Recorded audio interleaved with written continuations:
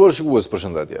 Së fundi u publikuan 3 milion dokumente nga aktiviteti i pedofilit Jeffrey Epstein dhe kjo ka tronditur gjithë botën, veçanërisht SBA-n dhe klientët e tij pjesëmarrës në përdhunimet e fëmijëve gjatë 2 dekadave të fundit.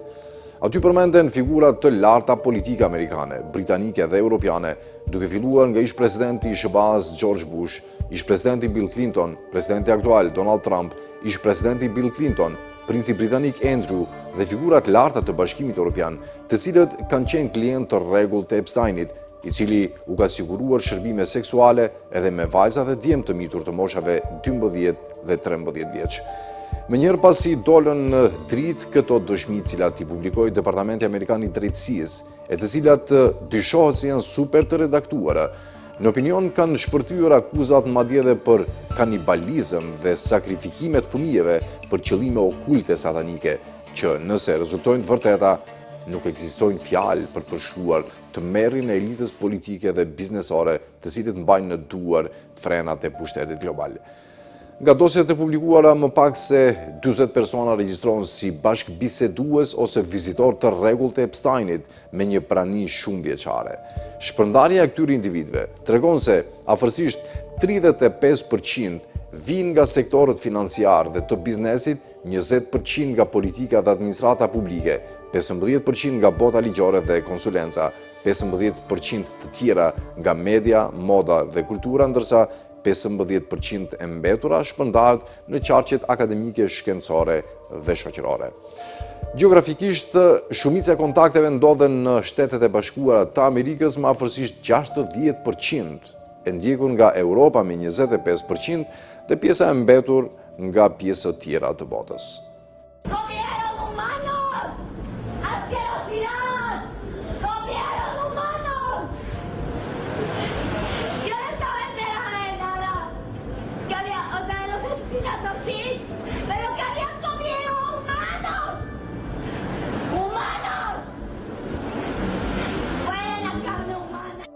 Videoja që sapo e ndoqëm është nga viti 2009 dhe tregon momentin kur modelja meksikane 21 vjeçare Gabriela Rico Jimenez doli papritur në rrugë gjatë pjesëmarrjes në një fest private elitare, duke bërtitur se aty brenda po hanë njerëz. Njerëzit që dëshmuan këtë moment menduan se ajo ishte e çmendur dhe pas asaj nate ajo nuk u shfaq më kurrë.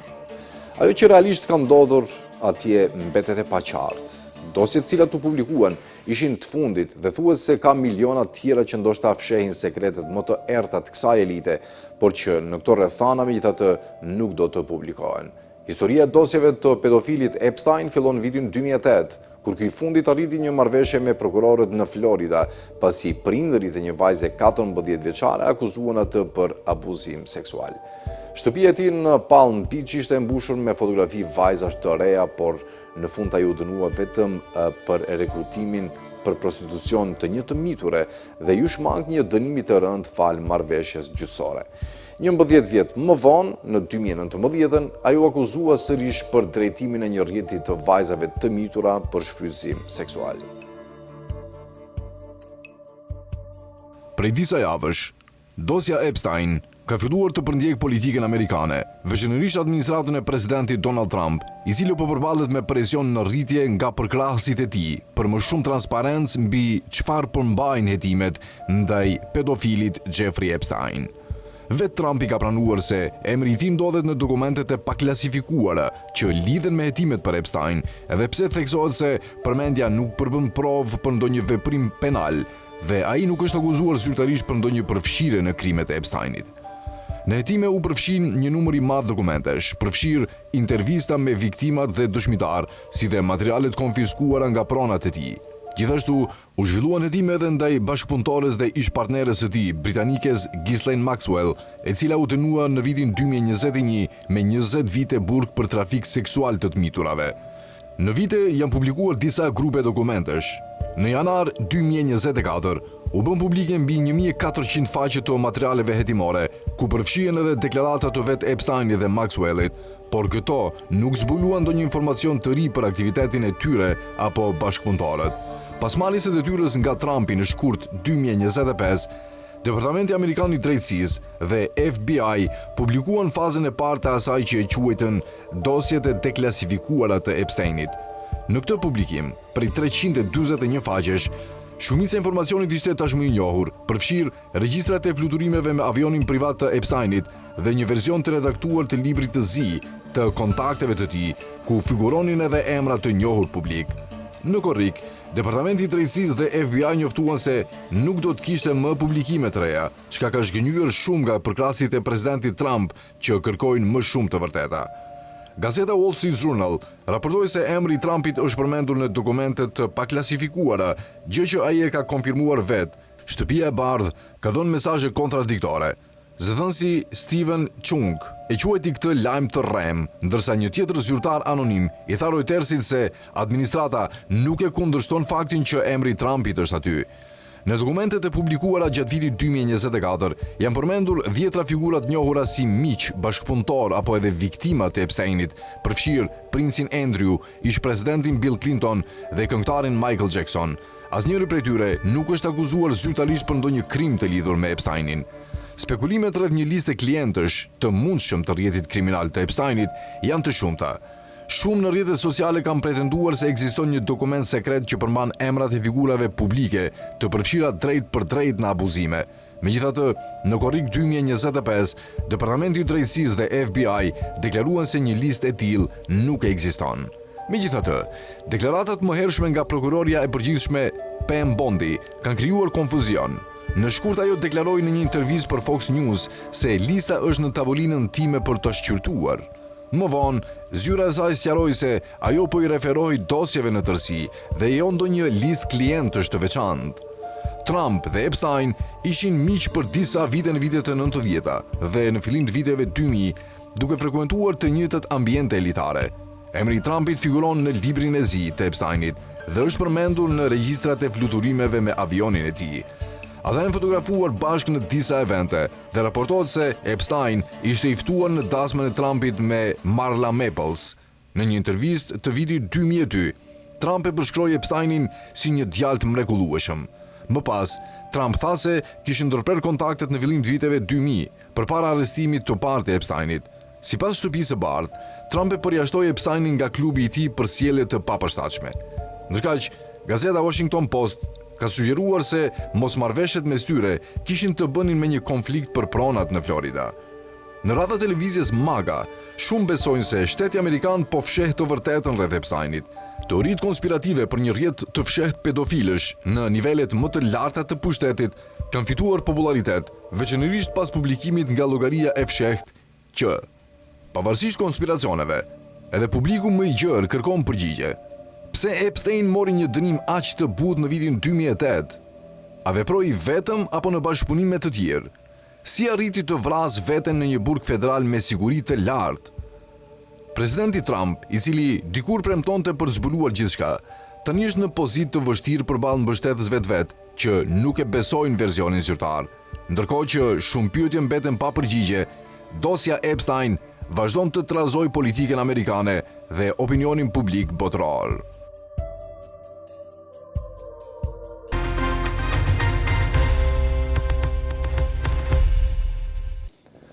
Publikimi miliona faqeve nga dosjet e pedofilit Jeffrey Epstein nuk rihap thjesht një rrjet grabitçar të fëmijëve dhe abuzimet seksuale, por shemp një mur heshtjeje institucionale duke ngritur dyshime se grabitçari më famkeq i elitave globale nuk veproi vetëm, por brenda një sistemi të mbrojtur nga pushteti shtetëror, inteligjenca dhe interesa gjeopolitike të ndërlidhura drejt për drejt me Izraelin.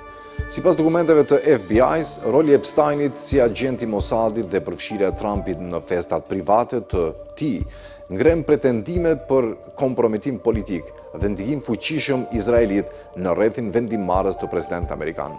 Pyetja përfundimtare që del nga këto dosje nuk është më nëse Jeffrey Epstein kishte miq të fuqishëm, por nëse ai ishte thjesht pjesë e një ekosistemi të organizuar ku krimet seksuale, shantazhi dhe inteligjenca bashkëjetonin për të shërbyer interesave politike dhe gjeopolitike të Izraelit. Publikimi më i fundit i miliona faqeve nga dosjet e Jeffrey Epstein të Departamentit Amerikan të Drejtësisë ka rihapur një nga pyetjet më shqetësuese që rrethojnë pedofilin e diskredituar, jo vetëm se kush i mundsoi krimet e tij, por edhe nëse qasja, mbrojtja dhe jetëgjatësia veprimtarisë së tij ishin të lidhura me inteligjencën dhe pushtetin shtetëror, veçanërisht me rrjete izraelite. Ndërsa marrëdhëniet e Epsteinit me presidentin amerikan, miliarder dhe antar të familjeve mbretërore janë dokumentuar prej kohësh, paketa e re e dokumenteve vë tekst të ripërtrir mbi lidhjet e tij jashtëzakonisht të ngushta me elitën politike, të inteligjencës dhe diplomatike të Izraelit, veçanërisht me ish kryeministrin izraelit Ehud Barak. Sipas dokumenteve të cituara nga agjencia Anadolu dhe CNN, Barak dhe bashkëshortja e tij, Nili Priel, kanë qëndruar disa herë në apartamentin e Epsteinit në New York, midis viteve 2013 dhe 2017.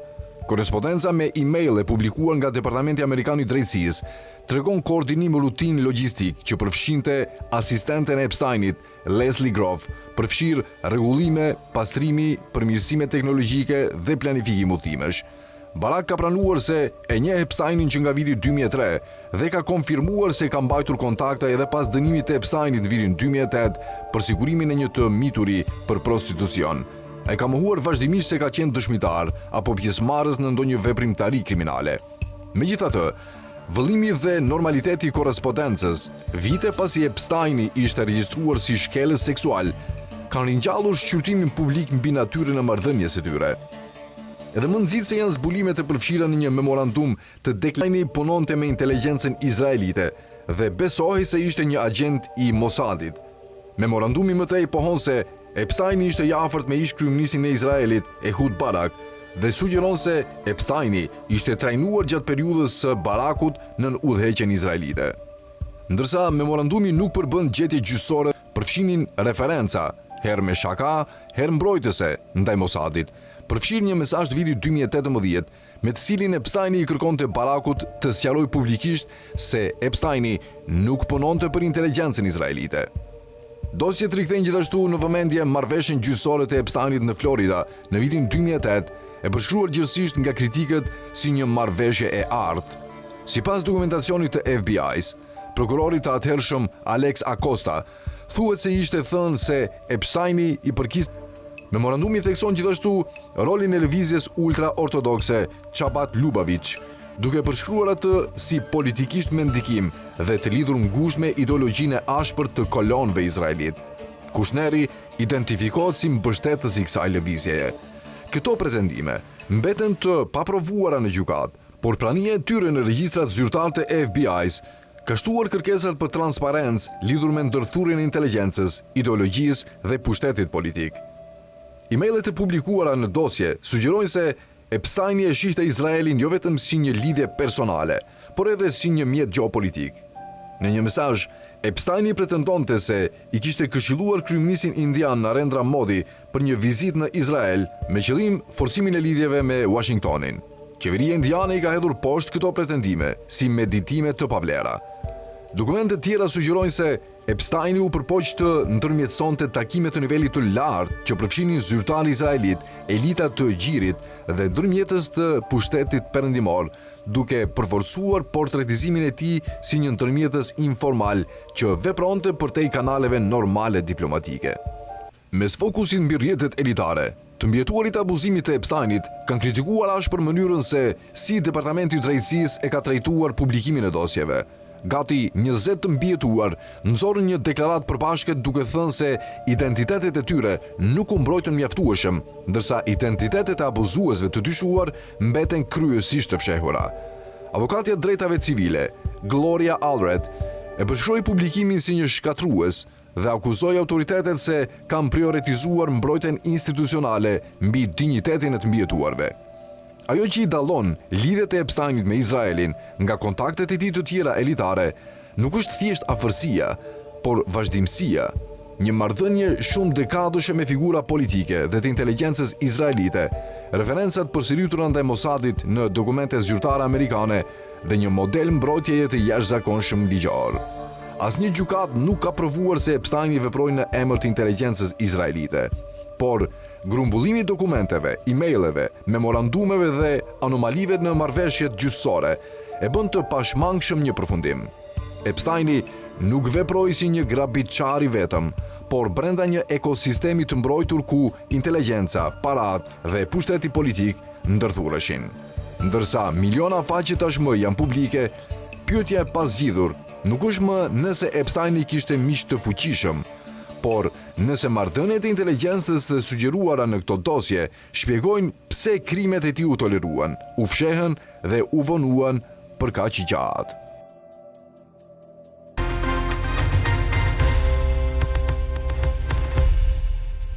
Skandali Jeffrey Epstein nuk shfaqet më si një seri krimesh seksuale të izoluara, por si një arkitekturë e qëllimshme pushteti ku dhuna seksuale ndaj të miturve shndrohet në armë strategjike nga rrjete të sofistikuara, potencialisht të lidhura me inteligjencën për të komprometuar udhëheqjes politik, për të kapur institucione demokratike dhe për t'i vënë ato në shërbim të interesave të një entiteti të huaj, në rastin konkret Mossadit. Prandaj, edhe pse u raportua si vetvrasje, ka dyshime serioze se Jeffrey Epstein është vrarë në qelinë e tij në burg. Prandaj, ekziston dilema si u shndrua Jeffrey Epstein nga një burgosur i mbrojtur për dekada në një rrezik ekzistencial për elitën globale dhe pse vdekja e tij erdhi pikërisht në prag të një gjyqi që kërcënonte të zbërthente gjithë sistemin. Skandali Epstein nuk ka të bëjë vetëm me krime seksuale, sado të tmerrshme që janë ato. Ai ka të bëjë me shndrimin e dhunës seksuale në armë nga rrjete potencialisht të lidhura me inteligjencën për të komprometuar udhëheqjes politik, për të shfryzuar fëmijë dhe për të korruptuar institucionet demokratike në shërbim të një entiteti të huaj. Ky është sistemi i Epsteinit për mbledhjen e materialeve komprometuese, aq i rëndësishëm sa të ronditi figurat më të fuqishme në botë. Shembulli tipik është presidenti i Shteteve të Bashkuara Donald Trump, i cili u trondit nga Epsteini edhe pas vdekjes së tij. Në një përpjekje për të ndaluar publikimin e dokumenteve sekrete, Trump ushtroi presion dhe paralajmëroi kongresisten Marjorie Taylor Greene se miqtë e mi do të lëndohen. Trump ishte më pak i shqetësuar për drejtësinë për viktimat, sesa për ekspozimin e materialeve komprometuese mbi miqtë e tij. Në fakt, në emailë dhe mesazhet publikuara së fundmi, Epsteini e tallte Trumpin, mikun e tij të vjetër, duke quajtur i çmendur, në kufit e marrëzisë dhe duke kërcënuar se mund ta rrezonte. Një arrogancë e tillë mund të lindte vetëm nga posedimi i materialeve komprometuese, ose nga besimi se ai kishte mbështetjen e forcave më të fuqishme se vetë presidenti i Shteteve të Bashkuara të Amerikës. Duhet theksuar se Jeffrey Epstein ishte një mbledhës kompromati, pa dallime ideologjike, demokrat dhe republikan, liberal dhe konservator, mbretëror dhe akademik. Ky neutralitet ideologjik është një tregues tjetër se Epstein, me shumë gjasa, drejtonte operacione shantazhi për një agjenci inteligjencë të sofistikuar.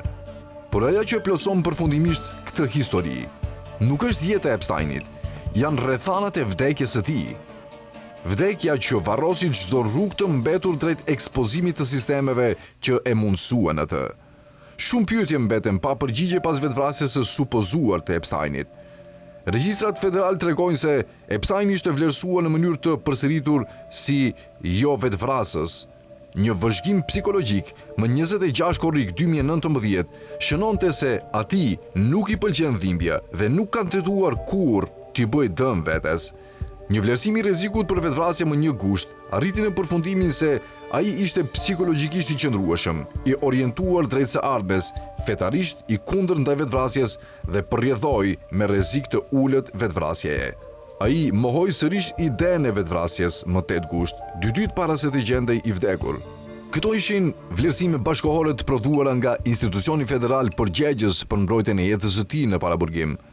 Në një çështje të zakonshme penale, dokumentacionet të tilla do të ngrinin një alarm të frikshëm. Në operacionet e inteligjencës, ato sinjalizojnë diçka krejt tjetër. Vlerësimet për vetvrasje duket se kishin pak rëndësi, dhe vdekja e tij u shpall menjëherë vetvrasje, duke krijuar një shkëputje të thellë mes dhënave klinike dhe hetimeve zyrtare. Epsteini vdiq me informacion që mund të kishte ekspozuar rrjete të fuqishme dhe një qeveri të huaj. Dërgimi informacionit të rrezikshëm në varr përputhet me mënyrën se si agjencitë ngulitura të inteligjencës mbrojnë veten. Në vitin 2008, Epstein u kursye nga dëshmia në një marrëveshje të fshehtë dhe jashtëzakonisht të favorshme.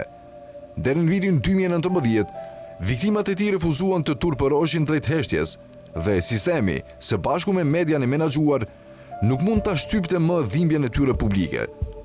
Në atë pikë, Epstein u bë një kërcënim ekzistencial për individ, institucione dhe mbikëqyrës shumë të fuqishëm. Një gjyq publik kërcënon kanalet financiare, rrjetet e donatorëve, marrëdhëniet e inteligjencës dhe mekanizmat e ndërlikuar të shantazhit pas dyerve të mbyllura. Një aset i supozuar inteligjencës me vlerë të lartë përballë gjyqit do të kishte stimuj të fortë për të shpëtuar veten, duke arritur një marrëveshje potencialisht duke implikuar politikan, familje mbretërore, miliarder të lidhur me inteligjencën dhe të orientuar Izraeli i pari si dhe Mossadin. Pastaj, ai vdiq papritur në kushte që sfidonin edhe masat më bazike të sigurisë në paraburgim. Vdekja e Epsteinit në burg ndjek një model të njohur të zanatit të inteligjencës. Individët që din shumë, zbulimet e cilëve do të ishin tepër të rrezikshme, hiqen qetësisht nga skena. Kamerat dështojnë, rojet flen, protokollet shemben, dëshmitari heshtet.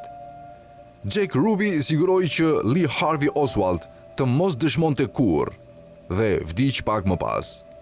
Robert Maxwell u zhduk vetëm që të nderohej pas vdekjes nga Izraeli me pothuajse nderime shtetërore. Më së fundmi, vrasja në vitin 2019 e Steven Shapiro, një bashkëpunëtor i Leslie Wexner dhe Jeffrey Epstein, nënvizon se si figurat vendosura në kryqëzimin e pasurisë dhe sekreteve mund të përballen me fundet të parakoshme ose të dyshimta. Në këtë kontekst, vdekja e Epsteinit është më pak një anomali se sa një shembull klasik i manualeve të inteligjencës se si pushteti e mbron veten, ku institucioni përgjegjës për mbrojtjen e drejtësisë bëhet instrumenti që imponon heshtjen. Epstein i kreu krimet e tij në hije për dekada. Ai nuk ishte një devijim i sistemit. Ai u mundsua prej tij, u ngulit brenda tij dhe ishte i dobishëm për të, derisa nuk ishte më. Sjellja e tij u bë skandal vetëm kur publiku më në fund pa atë që sistemi kishte mbrojtur prej kohësh. Asetet e inteligjencës mbrohen, por barrat asgjësohen. Vdekja e Epsteinit i dha fund asaj që mbijetesa e tij do ta kishte kërcënuar. Epsteini është i vdekur. Sistemi jo. Ai ishte aseti i tij para se të bëj i zëvendësueshëm, si Oswald, si Maxwell, si Shapiro. Fundi i tij nuk ndryshon asgjë. Makineria amerikane e kontrollit, Izraeli i pari, vazhdon përpara, e padukshme, e paprekshme, dhe duke përdorur të njëjtët miliarder të orientuar nga Izraeli. Ajo do të vazhdojë të shfryzojë ligjet amerikane për përjashtimet tatimore, të ushqejë varësinë financiare të ligjvënësve dhe të shfryzojnë ndikimin e korruptuar, ndërsa rekruton mjete të reja dhe lëviz fshehurazi nëpër korridoret e errta të pushtetit amerikan.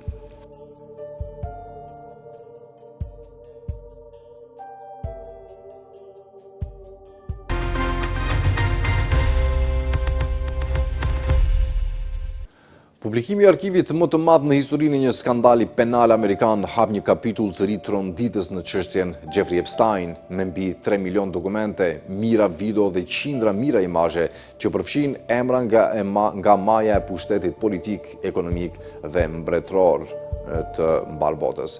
Materialet e deklasifikuara përfshin presidentin aktual të Shteteve të Bashkuara Donald Trump, ish-presidentin Bill Clinton, miliarder të teknologjisë si Elon Musk, figurat familjeve mbretërore europiane dhe zyrtar të lartë ndërkombëtar. Ky volumi pa precedent dokumentesh nuk flet vetëm për marrëdhëniet sociale, por për ndërthurje pushteti, ndikimi dhe akuza që rrezikojnë të riformësojnë perceptimin publik mbi elitën globale. Në shënimet të FBI-s përfshira në arkiv del në pah një padi ku një grua pretendon se është dhunuar seksualisht nga Donald Trumpi në moshën e saj 13 vjeçare, një akuzë që e çon çështjen nga sfera e skandalit politik në atë të krimeve të rënda ndaj të miturve. Arkivi i ri përfshin më shumë se 3 milion faqe, 2.000 video dhe 180.000 imazhe. Përfshir presidentin aktual Donald Trump, ish-presidentin amerikan Bill Clinton, Elon Musk, ish-princin britanik Andrew dhe shumë emra të tjerë. Presidenti Donald Trump përmendet më shumë se 1000 herë në 3 milion dokumentet për Jeffrey Epsteinin. Disa nga referencat janë të padëmshme, të tjera përfshin akuzat të reja për sulme seksuale ndaj Trumpit, si edhe detajet të reja mbi mënyrën se si disa nga viktimat e Epsteinit përshkruan ndër veprimet e tyre me presidentin ardhshëm. Në shënimet të FBI-s, një grua kishte akuzuar Trumpin në një padi se e kishte përdhunuar kur ajo ishte vetëm 13 vjeçe, ndërsa në një intervistë të FBI-s, një nga viktimat e Epsteinit deklaroi se bashkëpunëtorja e Epsteinit, Ghislaine Maxwell, ja kishte prezantuar atë Trumpit në një fest. Publikimi i dokumenteve në dosjen Epstein zbuloi fotografi të papara më parë të Bill Clintonit dhe Epsteinit së bashku, si edhe një Clinton pa bluzë në një vask me ujë të nxehtë me një person që një zyrtar i Departamentit të Drejtësisë e përshkroi si viktim të abuzimit seksual nga Epsteini. Dokumentet përfshin komunikime të shpeshta mes Ghislaine Maxwell, që aktualisht ndodhet në burg për trafikim seksual, dhe bashkëpunëtorëve të Clintonit mes viteve 2001 dhe 2004, periudhë gjatë të cilës Bill Clinton udhthoi së bashku me stafin e tij me avionin privat të Epsteinit të paktën 16 herë, sipas një analize të CNN-it. Emailet mes Epsteinit dhe një llogarie të quajtur The Duke, më 11 dhe 12 gusht 2010, sugjerojnë se Amerikani donte t'i prezantonte princit britanik Andrew, një gruaj ruse 26 vjeçare, për cilën Epstein sugjeronte se ai mund të kënaqej duke darkuar me të. Në një email të dërguar në vitin 2013 nga Jeffrey Epstein vetes, ai flet për sëmundje veterinare që Bill Gates dyshohet se i kishte marrë gjatë marrëdhënieve me prostituta ruse dhe për detaje të tjera tronditëse që mund të jenë goditja përfundimtare ndaj reputacionit të themeluesit të Microsoftit. Dokumentet tregojnë komunikime të Elon Musk me Epsteinin gjatë viteve, edhe pas dënimit të këtij të fundit në vitin 2008. Në dhjetor 2012 dhe në një rast tjetër më vonë, Musk shkruante se dëshironte të merrte pjesë në një fest në St. Bart's ose në një tjetër vend, dhe Epsteini përgjigjej duke përmendur zonën e tij private. Një nga emailet më tronditëse është ai që përfshin princeshën e kurorës së Norvegjisë, Mette Marit, e cila dyshohet se ishte shtatzën me fëmijën e Jeffrey Epsteinit. Shqipëria del të jetë përmendur 60 herë në dosjet e miliarderit amerikan të dënuar për prostitucion dhe pedofili, Jeffrey Epstein, të vetvrarë në burg.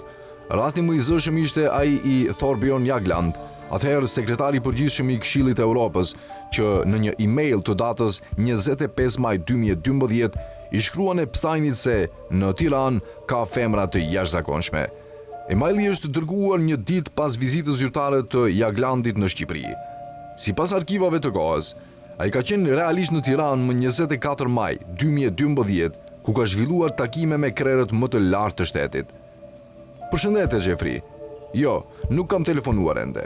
Kam qenë në Tiranë. Vajzat janë të jashtëzakonshme. Do të shkoj në Jordani, Palestinë dhe Izrael. Do të kthehem të njëjtën. Thuhet në një email. Kosova del 162 herë përmendur në 3 milion faqet e dosjes.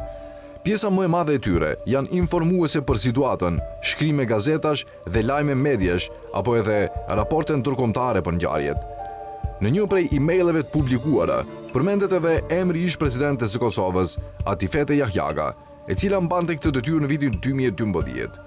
Në një email të dërguar nga një person me identitet të panjohur, thuhet: Princesha nga Tajlanda do të jetë në New York, në Kombet e Bashkuara, me presidenten e Kosovës. Ajo do donte t'ju takonte, nëse keni kohë këtë javë. Deri më tani nuk kanë dalë prova që lidhin ndonjë zyrtar shqiptar me veprimtari kriminale të lidhur me rastin Epstein. Këshilltari i kryeministit slovak, Miroslav Lajçak, ka dhënë tërheqje pasi janë publikuar mesazhet e tij me të akuzuarin për abuzim seksual, Jeffrey Epstein. Ish emisari i Bashkimit Evropian për Ballkanin Perëndimor dhe Epstein kanë diskutuar me entuziazëm për gratë dhe për një takim me ministrin e jashtëm rus Sergej Lavrov. Pasi Epstein dërgoi një imazh, i cili nuk mund të shihet në video, Lajçak përgjigjet: Pse nuk më fton për këto lojra? Do të merrja vajzën M.I. Në një email drejtuar Epsteinit, në nëntor 2017, Lajçak i kërkon Epsteinit të ndihmojë një producente filmësh që ta fusë filmin e saj në listën e ngushtë për çmimet Oscar të atij viti. Lajçak fillimisht mohoi të kishte diskutuar për gratë me Epsteinin, kur dosjet u publikuan të premten, sipas mediave slovake. Më vonë thuhet se ai tha se kishte vendosur të jepte dorëheqje për çmangur dëmtimin politik të Ficos. Ishte kjo tëra të nderuar shikues, faleminderit që na ndoqët dhe miru takofshim javën e ardhshme.